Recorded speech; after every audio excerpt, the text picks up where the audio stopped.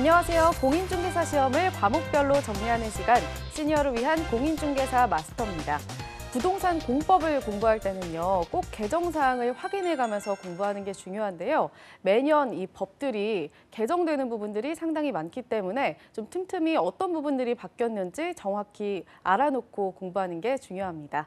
꾸준히 기초부터 탄탄히 실력을 다져놓는다면 내용이 바뀌더라도 별 무리는 없겠죠? 저희와 함께 기초 실력 잡아보시는 시간 가져보시길 바랍니다. 그럼 이석규 교수님의 강의 청해 듣도록 할까요? 박수로 맞아주세요.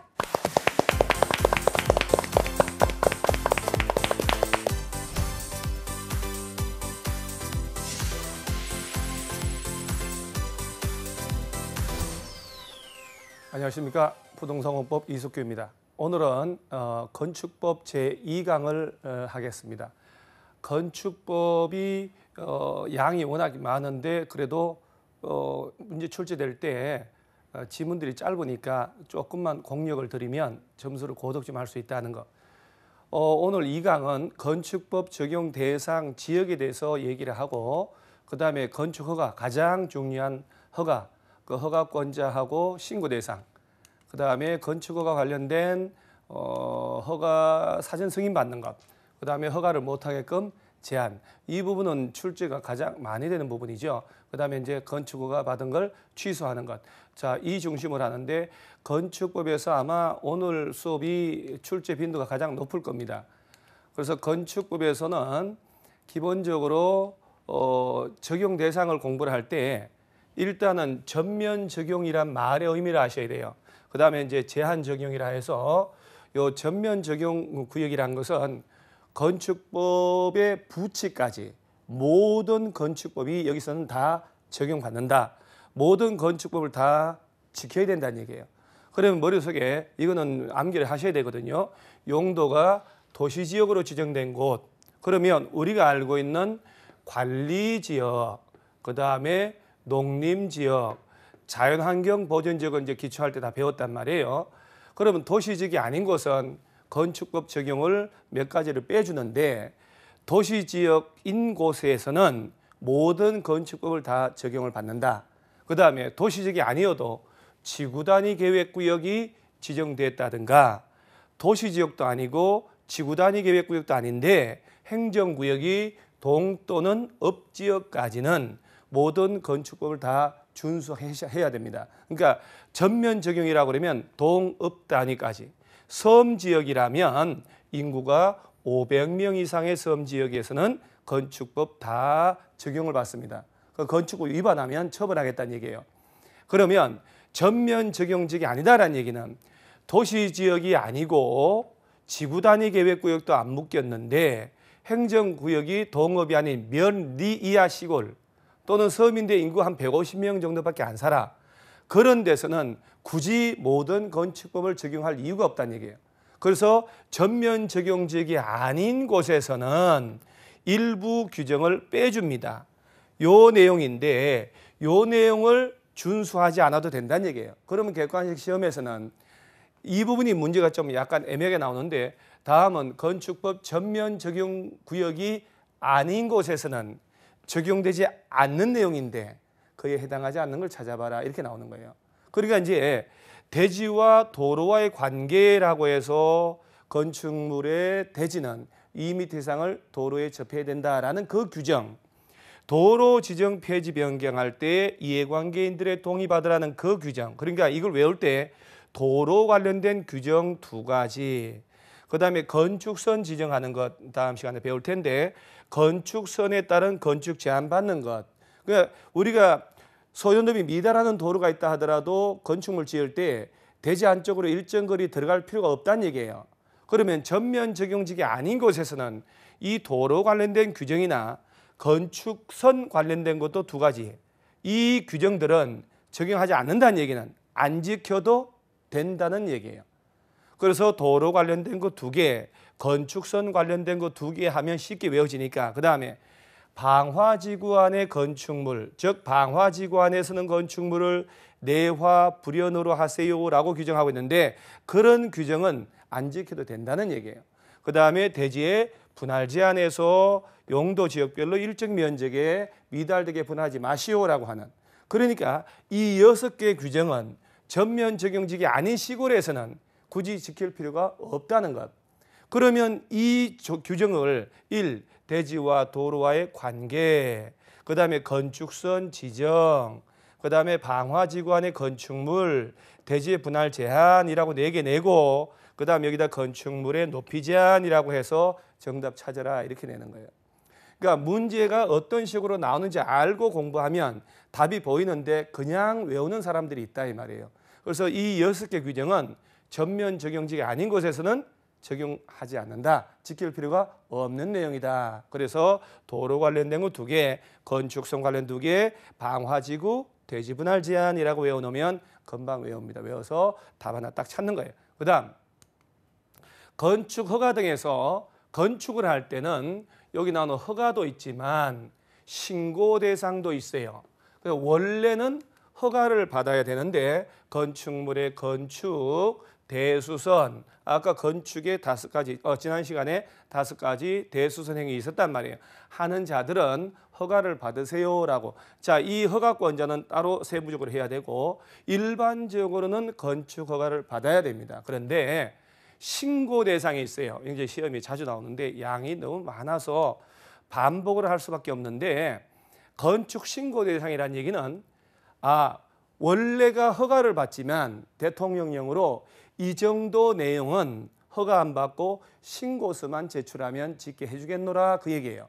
그러면 기본적으로 바닥 면적 합계가 85제곱미터 이내. 그러면 여기서 우리 외울 때 85제곱미터가 25.7평 그 유명한 국민주택 규모거든요 이게. 그러니까 85 이내라고 외우는 것도 좋지만 국민주택 규모 이내로 증축, 개축, 재축하는 행위는 허가 안 받고도 할 수 있다더라. 그러면 국민주택 85 이내로 손보는 것. 그럼 여기 딱 보셔야 되는 신축이 없습니다. 신축은 허가를 받는 거예요. 그래서 손보는 행위라고 증축, 개축, 재축이니까 이런 행위는 신고만 하면 된다는 거. 얘는 이제 딱 맨 처음 나왔으니까 기억을 하고 가장 중요한 게 요 2번째네요. 우리가 관리지역, 농림지역, 자연환경보전지역이라는 얘기는 도시지역 외의 지역이에요.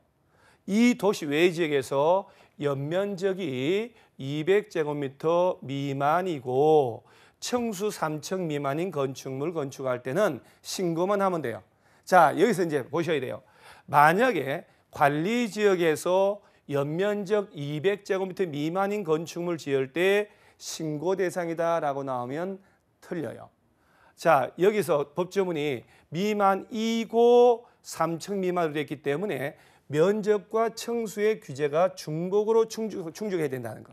만약에 200제곱미터 미만이거나 3층 미만인 하면 틀려요. 200제곱미터 미만이고 3층 미만이고 그 다음 또 200제곱미터 미만인데 이하이고 하면 또 틀립니다.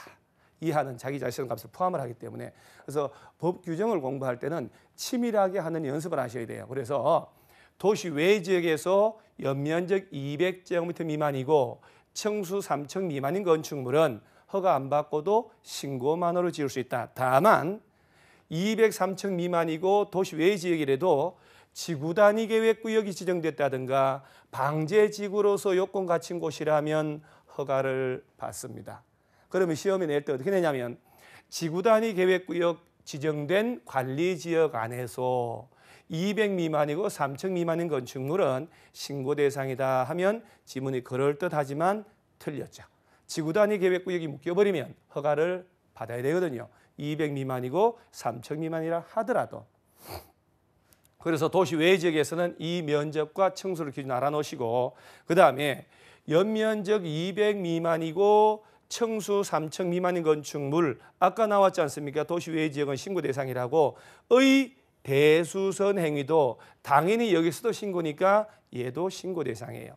그 다음에 주유구조 해체 없는 다음에 대수선 나오는데 대수선의 유형이 워낙에 많은데요. 그중에서도 우리가 내력벽을 정설하거나 해체하거나 30 이상 수선 변경이라고 4가지 정설, 해체, 수선, 변경이 있었는데 여기를 잘 보시면 내력병 면적 30 이상 수선한단 말이 나와요. 정설 해체 이런 말이 없단 말이에요. 그 다음에 기둥을 3개 이상 수선, 볼을 3개 이상 수선, 지붕틀 3개 이상 수선, 즉 이렇게 단순 수리만 수선이라는 얘기는 수리한다는 얘기거든요. 수리하기 위한 경우에는 굳이 허가 안 받고도 할 수 있다 이 얘기거든요. 그래서 기둥을 3개 이상 수선하는 행위는 신고 대상이다라고 하면 맞다는 것. 그 다음에 자주 나오는 게 다음에 건축물에서 연면적 합계가 100제곱미터 이하인 건축물. 자, 여기서 연면적이라는 단어가 있고 연면적 합계라는 단어가 있어요. 구분하셔야 돼요. 만약에 하나의 대지에 3층짜리 건축물이 있는데 각 층 바닥 면적이 100제곱미터짜리다라고 하면 100, 100 한 동만 있으면 한 개의 동만 있으면 바닥 면적의 합계를 연면적이라고 하는 거예요. 그런데 하나의 대지에 2개 동 이상이 있다. 그러면 이때는 연면적이라는 단어를 쓰는 게 아니고 연면적 합계라고 하는 거예요. 바닥 면적이 5개가 나오잖아요. 그럼 이때는 100, 100, 100, 100, 100이 있으면 연면적 합계 500이다 이렇게 얘기를 하는 거예요. 그래서 한 개 동만 있으면 바닥 면적 합계를 연면적, 여러 개 동이 있을 때 연면적 합계. 그래서 대지 면적분의 연면적 가로치고 합계 곱하기 100 하면 용적률이 나오는 거예요. 그러니까 연면적 합계란 말은 2개 동 이상의 건물을 짓는다는 얘기예요. 그 여러 개 동을 합쳐도 100 이하밖에 안 되기 때문에 굳이 허가받을 이유가 없다. 그 다음에 자주 나온 정답, 높이 3m 이하로 증축한다. 기존 건축물에 있는 높이를 3m까지 올릴 때는 신고만 하면 돼요. 그러면 이제 신고 대상으로 틀린 걸로 시할 때 정답 어떻게 나왔냐? 6m 높이를 증축할 때라고 나왔단 말이에요. 3m 초과니까 허가를 받아야 돼요. 그래서 이거는 꼭 기억하시고, 표준 설계도서라는 것은 붕어빵처럼 똑같은 설계도면으로 똑같은 건물 짓는 거예요. 그러면 이런 경우는 굳이 허가를 안 받고 지을 수 있게 해주는데 주의할 점은 건축 조례로 지자체에서 정하고 있어야만 된다는 것. 그래서 지문에 표준 설계도서에 의하여 건축할 때는 신고 대상이다 하면 틀려요.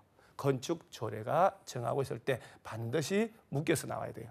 그 다음에 공업지역 등이 이렇게 여기서 이제 공업지역 지구 단위 얘들은 별로 중요하지 않은데 공장 짓는단 말이 나와요. 공업지역 안에 2층 이하인 건축물로서 연면적 합계 500 이하의 공장. 자, 그러면 공장 지을 때 2층 이하인 공장 지을 때 신고 대상이다 하면 틀리죠. 2층 이하인 건축물로서 연면적 합계 500 이하니까. 그래서 면적도 500 충족하고 층수도 충족해야 돼요. 그래서 공장 지을 때 2층 이하이고 연면적 합계 500 이하일 때는 신고만 하면 된다. 그 다음에 농사 등을 짓기 위하여 읍면 시골 지역 안에서 지어지는 우리가 200제곱미터 이하의 창고, 400제곱미터 이하의 축사, 작물 재배사는 신고인데 여기서 대충 공부하면 이거 기억이 안 나요. 그래서 400제곱미터가 나오니까 축사나 작물 재배사, 그래서 이 원래 집사자 서지면은 한글로 서니까 그냥 축사, 작물 재배사 나오면 4로 끝났으니까 400 이하구나 이렇게 외우고, 창고는 반토막이니까 200이다 외우면 나중에 기억이 오래 남는 거예요. 축사 등은 400 이하는 신고만 하면 돼요. 그러면 창고는 200 이하. 그 다음에 종묘, 배양, 화초, 온실 등은 축사와 일당돌로 딱 기억을 하면 창고만 구분하면 돼요. 그럼 만약에 창고 지을 때 300제곱미터짜리의 창고는 신고 대상이다 하면 틀리죠. 200 초과하니까. 300짜리 축사 짓는다 그러면 신고 대상이 맞죠. 그러니까 이 부분들은 한 번에 이 많은 양을 못 외우기 때문에 천천히 반복을 하면서 객관식에서 어느 특정 부위에서 이렇게 장난칠지를 고민을 하면서 보셔야 돼요. 그러면 두세 번 보면 답이 보인단 말이에요. 그 다음에 여기서 신고를 했다. 주의할 점은 신고일로부터 1년 내에 공사 착수하지 않으면 신고 효력이 없어진다는 것. 자, 시험에서 2년으로 바꾸겠죠. 건축 허가 받고 2년 내 착공을 하면 허가 취소를 하거든요. 그러니까 신고하고 1년 내 착수 안 하면 신고 효력이 없어진다는 얘기는 다시 신고해야 된다는 것.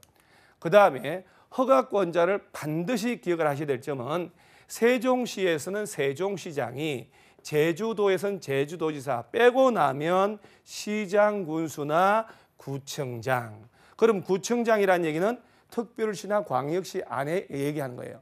그러니까 서울특별시 종로구에 건물 지을 때는 종로구청장이 허가한다는 사실이에요. 서울시장이 아니고. 그러면 여기서 보면 시군 구청장이 허가하는데 예외적으로 특별시장이나 광역시장도 허가 권한을 가지고 있다. 어떤 경우냐? 특별시, 광역시 안에서 21층 이상 건축물을 짓거나 연면적 합계 100 이상인 건축물을 지을 때는 구청에 가는 게 아니에요. 그러니까 만약에 서울특별시, 그다음에 양천구 신정동에다가 건물을 짓는다라고 하면, 예를 들어서 일반적인 건축물을 7층짜리 짓는다. 그럼 양천구청에 가서 허가를 받습니다. 여기 구청장이잖아요. 근데 여기서 만약에 양천구지만 얘가 25층짜리 건축물 짓고 싶어. 그럼 서울특별시에 가라는 얘기예요. 그래서 특별시, 광역시 안에서 21층 이상 건물 짓고 싶다. 연면적 합계 10만 이상 건물 짓고 싶으면 구청에 가면 안 됩니다. 특별시, 광역시에 가야 돼요. 그러면 특별시, 광역시 외의 시군에서는 시장 군수가 21층 이상, 연면적 합계 10만 이상을 건축 허가를 할 수 있을까 없을까? 할 수 있다는 것. 단 여기를 아무리 봐도 일반 도지사는 허가권자가 해당하지 않는다는 거 아셔야 돼요. 도지사는 허가 권한이 없어요. 제주도 빼면. 그럼 도지사는 뭐하냐? 사전 승인권자예요. 어떤 얘기냐면 시장 군수, 아까 얘기한 특별시, 광역시 외의 시장 군수가 허가 전에 도지사의 승인 받으라라고 하는 게 나와요. 그러면 특별시, 광역시 외의 지역, 일반 시군 지역에서 21층 이상 건축물을 시장 군수가 허가하거나 연면적 합계 10만 이상을 허가할 때는 사전에 도지사에게 허가해도 되겠냐라고 승인받고 허가를 하는 겁니다.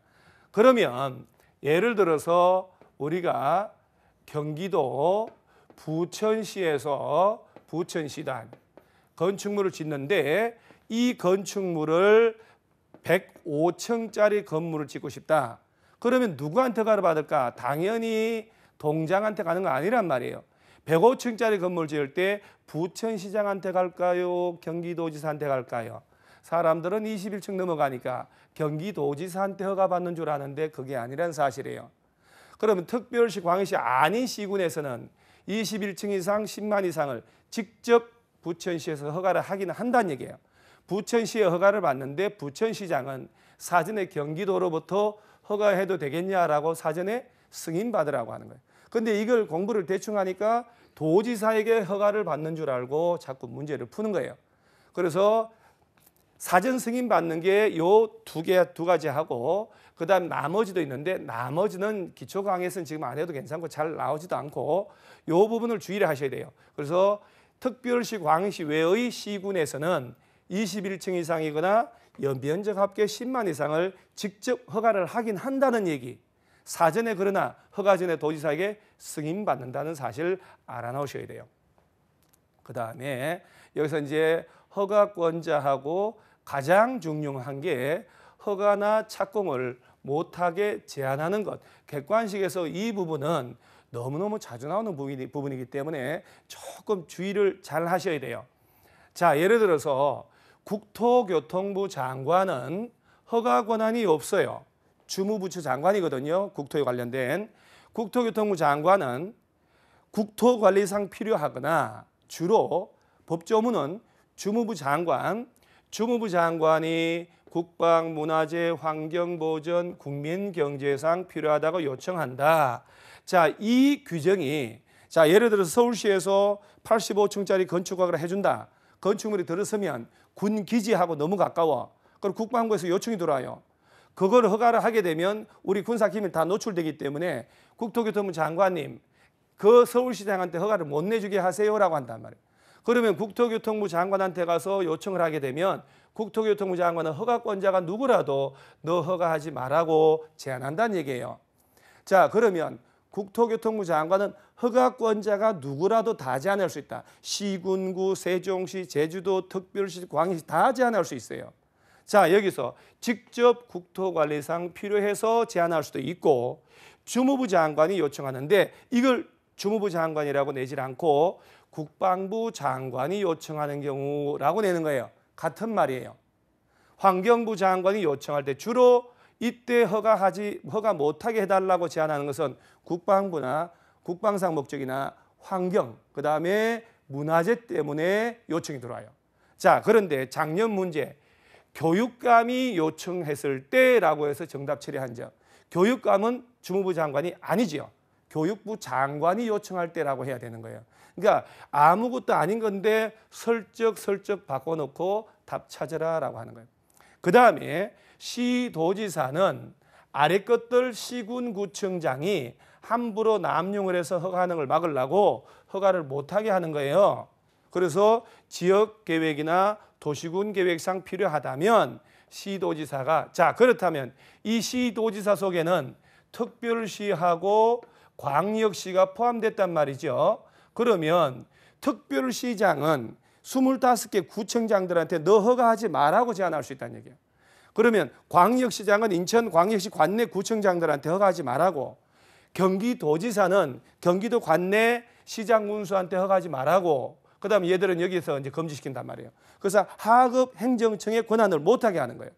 그러면서 이때 만약에 시도지사가 시군구를 허가 못하게 제한을 했으면 국토교통부 장관에게 보고하도록 돼 있어요. 그러면 우리가 지방자치제를 채택하기 때문에 광역자치단체에서 기초자치단체의 권한을 제한을 했단 말이에요. 이럴 때도 견제와 균형 때문에 중앙정부에 보고를 하도록 하는 거예요.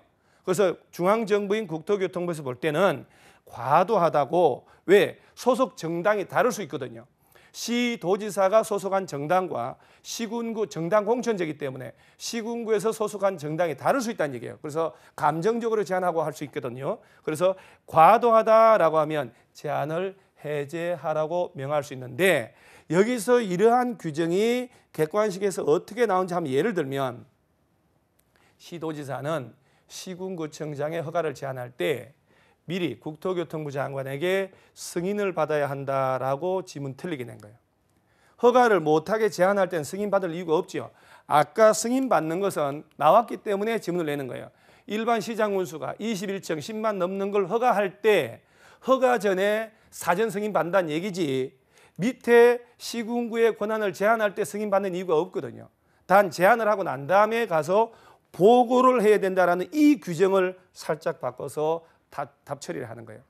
그래서 기본적으로 허가 제한 나오면 국토교통부 장관은 여기서도 주의하실 점은 허가권자라는 표현과 시군구라는 표현이 다르다는 사실이에요. 만약에 시도지사가 허가권자의 건축 허가를 제한할 수 있고 하면 틀리죠. 도지사는 특별시장을 제한할 권한이 없지요. 허가권자 속에는 특별시장도 들어가니까. 그러니까 기본적으로 습관을, 이걸 몸에 익숙하셔야 돼요. 국토교통부 장관은 허가권자를 제한할 수 있고 시도지사는 아래 것들을 시군구 제한할 수 있고, 이렇게 어떤 사연으로 제한할 것이냐를 공부해 놓고, 그 다음에 제한하는 기간이 있어요. 2년 정도 허가를 못하게 한다는 거. 그 다음에 1회 하나요 1년 연장 가능. 그러면 최고로 제한할 수 있는 것은 3년 정도인데 이 부분에서 한 문제 독자적으로 만든단 말이죠. 그러면 가장 정답 처리 잘 되는 부분이 3년 플러스 2년. 그럴듯하거든요. 다른 법에서 그렇게 나온 게 있으니까. 그래서 너 허가하지 말라고, 구청장 허가하지 말라고 제한할 수 있는 것은 기본적으로 2년, 연장하면 1년 해서 최고 3년 정도 제한할 수 있다는 거 좀 알아놓으시고, 국토교통부장은 스스로 제한할 수도 있지만 주무부 장관이 요청 오면 제한할 수도 있다는 것. 시도지사는 지역계획상 필요하거나 도시군 계획상 필요하다면 시군구를 제한할 수 있다. 시도지사가 제한하면 장관 찾아가서 보고한다라고 몇 번 반복하면 문장이 익숙해집니다. 그러면 틀리지 않아요. 그 다음 마지막으로 건축허가 취소라고 나오는데, 이 취소에서 문장에 주의할 점이 있어요.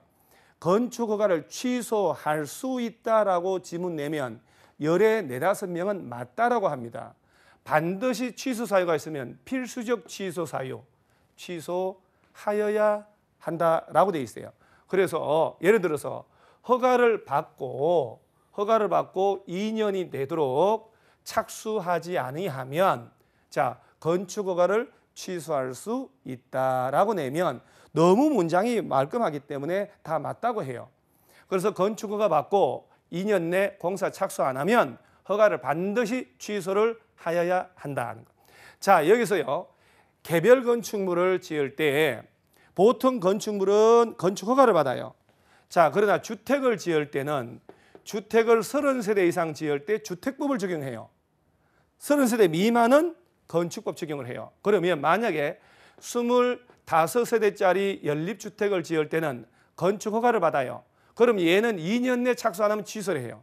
근데 만약에 500세대짜리 아파트 짓는다. 얘는 주택법 적용을 받아요. 그래서 건축법, 주택법 헷갈리지 말으라고 했거든요. 그거는 5년 내 공사 착수해야 돼요. 그래서 건축법은 2년이라는 거. 그 다음에 또 착수했지만 착수가 완료가 불가능하거나 하면 취소를 해요.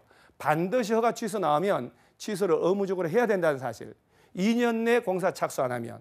그 다음에 착수 기간을 좀 1년 연장해 줄 수도 있다는 것. 1년 정도 봐달라고 하면 이런 사실을 좀 봐놓고 여기까지가 가장 자주 나오는 건축허가 관련된 거 강의를 했습니다. 그러면 다음 시간에는 나머지 건축법 강의하겠습니다. 감사합니다.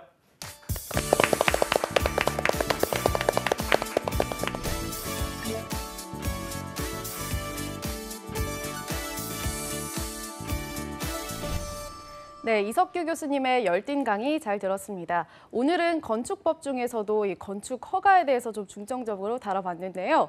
특히 오늘 강의 출제 빈도가 굉장히 높다고 하니까요. 복습해 보시는 것도 굉장히 좋을 것 같습니다. 오늘 저희 강의 다시 보고 싶으신 분들은요. 유튜브나 한국직업방송 홈페이지에서 볼 수 있습니다. 저희는 다음 이 시간에 더 알찬 소식으로 돌아올게요. 고맙습니다.